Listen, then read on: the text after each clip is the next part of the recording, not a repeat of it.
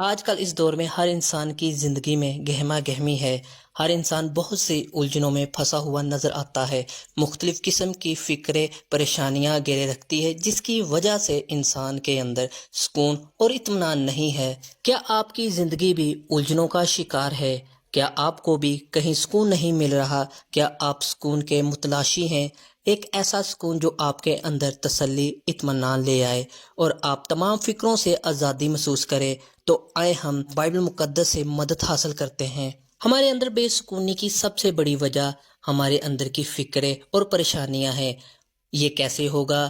یہ کب ہوگا؟ یہ تمام وہ سوالات ہیں جو ہمارے اندر پیدا ہوتے ہیں اور ایک غیر یقینی صورتحال کو بناتے ہیں، لیکن ہمیں اس حالت میں سکون اور اطمینان یسوع مسیح سے ملتا ہے۔ اور متی کی انجیل 6 باب اس کے 25 آیت میں لکھا ہوا ہے کہ اپنی جان کی فکر نہ کرنا کہ ہم کیا کھائیں گے یا کیا پیئیں گے، اور نہ اپنے بدن کی کہ کیا پہنیں گے۔ کیا جان خوراک سے اور بدن پوشاک سے بڑھ کر نہیں؟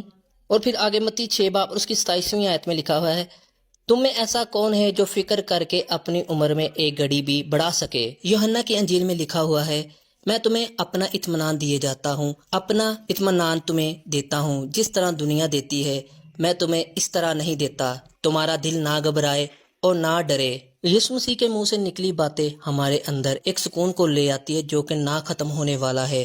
جب یسوع نے خود کہا ہے میں اپنا اطمینان تمہیں دیتا ہوں، تو آپ کو کسی قسم کی فکر کرنے کی ضرورت نہیں ہے، کیونکہ پہلا پطرس اس کے 5ویں باب کی 7ویں آیت میں لکھا ہوا ہے کہ اور اپنی ساری فکر اس پر ڈال دو کیونکہ اسے تمہاری فکر ہے۔ جب یسوع کو خود آپ کی فکر ہے تو اس بات کو جانی کہ وہ آپ کے ہر مسئلے سے واقف ہے، آپ کی ہر پریشانی اور بے سکونی کی وجہ اسے معلوم ہے۔